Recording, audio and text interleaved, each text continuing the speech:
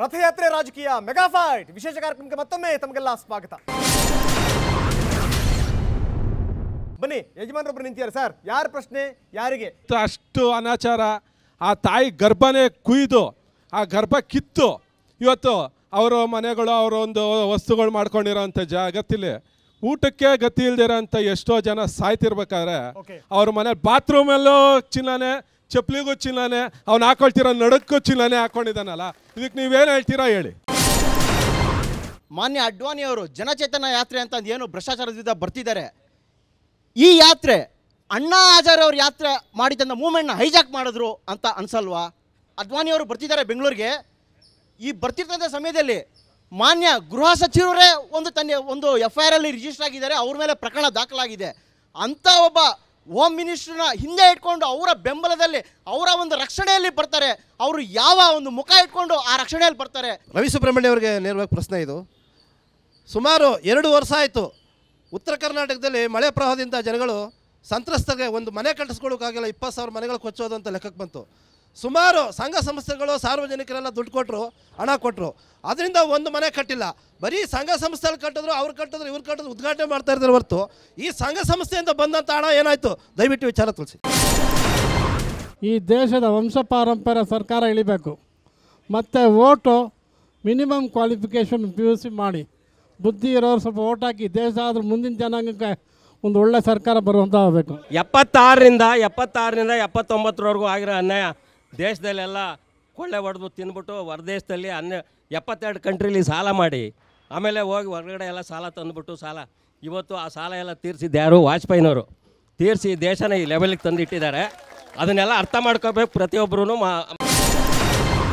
ಮಂಜುಳಾ ನಾಯ್ಡು ಮಾತಾಡ್ತಾ ಹೇಳಿದರು, ಪ್ರಜಾಪ್ರಭುತ್ವ ಒಂದು ಎತ್ತಿ ಹಿಡೀಲಿಕ್ಕೆ ನಮ್ಮ ಕಾಂಗ್ರೆಸ್ ಭಾಳ ಪ್ರಯತ್ನ ಪಡ್ತು ಅಂತ. ಬಹುಶಃ ಅವರಿಗೆ ಒಂದು ಮರವು ಬಂದಿದೆ. 76ರಲ್ಲಿ ಪ್ರಜಾಪ್ರಭುತ್ವವನ್ನು ಹತ್ತಿಕ್ಕಿ ದೇಶಕ್ಕೆ ಒಂದು ಎಮರ್ಜೆನ್ಸಿನ ತಂದಿದ್ದು ಅವರ ಪಕ್ಷ, ಬೇರೆ ಯಾವ ಪಕ್ಷನೂ ಇಲ್ಲಿ ತನಕ ತಂದಿಲ್ಲ ಅಂತ. ಹಾಗೆ ಮುದ್ದಹನುಮೇಗೌಡರಿಗೆ ಒಂದು ಪ್ರಶ್ನೆ, ವಾಜಪೇಯಿಯವರು ಯಾಕೆ ಪಟ್ಟಿಯನ್ನು ಬಿಡುಗಡೆ ಮಾಡಲಿಲ್ಲ ಅಂತ.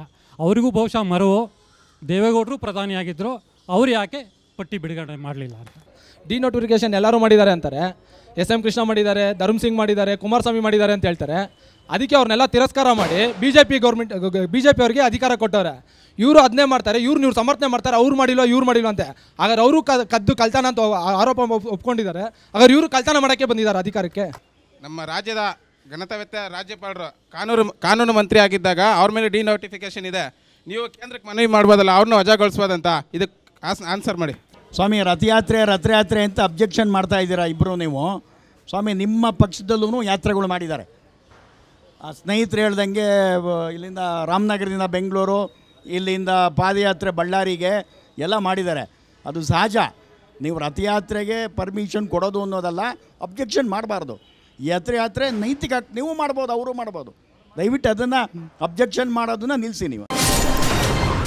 ನೀವು ಹೇಳಿದ್ರಿ ನಮ್ಮವರೆಲ್ಲ ಜೈಲಿಗೆ ಹೋಗಿದ್ದಾರೆ, ಭ್ರಷ್ಟಾಚಾರ ಮಾಡಿದ್ದಾರೆ, ಅವ್ರ ಮೇಲೆ ಅವರು ಇನ್ನೂ ನಿರಪರಾಧಿ ಅಂತ. ವಿಚಾರಣಾ ಬಂದಿಗಳು ಅಂತ ಹೇಳಿದ್ರಿ. ಒಬ್ಬ ಕಳ್ಳತನ ಮಾಡ್ತಾನೆ, ಜೈಲಿಗೆ ಕಳಿಸ್ತಾರೆ, ಜಡ್ಜ್ಮೆಂಟ್ ಅವ್ನ ಕಡೆ ಬರುತ್ತೆ, ಅವ್ನು ಆಚೆ ಬಂದರೆ ಅವ್ನ ಕಳ್ಳ ಅಂತಲೇ ಕರೀತಾರೆ ಹೊರತು ಅವ್ನು ಕಳ್ಳ ಅಲ್ಲ ಅನ್ನಲ್ಲ. ಈ ಒಂದು ಭ್ರಷ್ಟಾಚಾರ ಅನ್ನೋದು ಒಂದು ಬೆಕ್ಕು. ಈ ಬೆಕ್ಕಿಗೆ ಗಂಟೆ ಕಟ್ಟೋರು ಯಾರು ಅಂತ ಹೇಳಿದಾಗ ಅದ್ವಾನಿಯವರು ಈ ಬೆಕ್ಕಿಗೆ ಗಂಟೆ ಕಟ್ತೀನಿ ಅಂತ ಹೊರಟಿದ್ದಾರೆ. ಯಾರು? ನಮ್ಮ ಯಡಿಯೂರಪ್ಪನವ್ರು ಇರ್ಬೋದು, ಕಟ್ಟಾರು ಇರ್ಬೋದು, ಅಥವಾ ನಮ್ಮ ಕಲ್ಮಾಡಿ ಇರ್ಬೋದು ಅಂಥವ್ರು. ಆದರೆ ಕಾಂಗ್ರೆಸ್ನವ್ರು ಯಾರು ಪರ್ಚ್ಕೊಂಡಿಲ್ಲ. ಅವ್ರನ್ನ ಕಚ್ಚಕ್ಕೆ ಬರ್ತಾ ಇದೆ ಬೆಕ್ಕು. ಅದನ್ನು ದಯವಿಟ್ಟು ನೀವು ಗಂಟೆ ಕಟ್ತೀರಾ ಅಥವಾ ನೆಕ್ಸ್ಟ್ ಎಲೆಕ್ಷನಲ್ಲಿ ಕೊಡ್ತೀರಾ ಹೇಳಿ. ನೀವು ಆಂಟಿ ಕರಪ್ಷನ್ ಬಗ್ಗೆ ಏನು ಒಂದು ಮಾತಾಡ್ಬೇಕಂತಿದ್ದೀರಾ? ಕಾಂಗ್ರೆಸ್ ಸರ್ಕಾರಕ್ಕೆ ಆ ಒಂದು ನೈತಿಕ ಹೊಣೆನೇ ಇಲ್ಲ ಅದನ್ನು ಪ್ರಶ್ನಿಸೋದಕ್ಕೆ. ಕರಪ್ಷನ್ ಅನ್ನೋದನ್ನ ನೀವು 47ರಲ್ಲೇ ಚೂಟಿದಿದ್ರೆ ಇವತ್ತು ಯಾಕೆ ಈ ಹಂತಕ್ಕೆ ಬಂದಿರೋದು? ಇದನ್ನು ಬೆಳೆಸಿ ಹೆಮ್ಮರವಾಗಿ ಮಾಡಿರೋದೇ ನಿಮ್ಮ ಸರ್ಕಾರ. ರವಿ ಸುಬ್ರಹ್ಮಣ್ಯ ಅವರು ಕೇಳ್ತಾ ಇದ್ದೀನಿ, ನೆಕ್ಸ್ಟ್ ಯಾತ್ರೆ ಯಾವುದು? ಅದ್ರ ನಾಯಕರು ಯಾರು? ಈ ರಥಯಾತ್ರೆ ಬರ್ತಾ ಇರೋದು ನೆಕ್ಸ್ಟ್ ಮುಂದೆ ಭ್ರಷ್ಟಾಚಾರ ನಡ್ಸ್ಕೊಂಡು ಹೋಗ್ಲಿ ಅಂತ ಮಾಡ್ತಾ ಇದ್ದಾರಾ ಅಂತ ನನ್ನ ಪ್ರಶ್ನೆ. 2G ಸ್ಪೆಕ್ಟ್ರಮ್ ನಡೀತು. ಅದರಲ್ಲಿ ಕನಿಮೋಳಿ ಬಂದ್ಬಿಟ್ಟು 200 crores ಲಂಚ ತೊಗೊಂಡಿದ್ದಾರೆ, ಅಂದರೆ ಕರಪ್ಷನ್ ಆಗಿದೆ ಅಂದ್ಬಿಟ್ಟು ಅವ್ರನ್ನ ಹೊರಗಡೆ ಹಾಕಿದ್ರು. ಈ ವರ್ಷದಿಂದ ಜನವರಿಯಿಂದನೇ ಹೊರಗಡೆ ಹಾಕಿದ್ರು.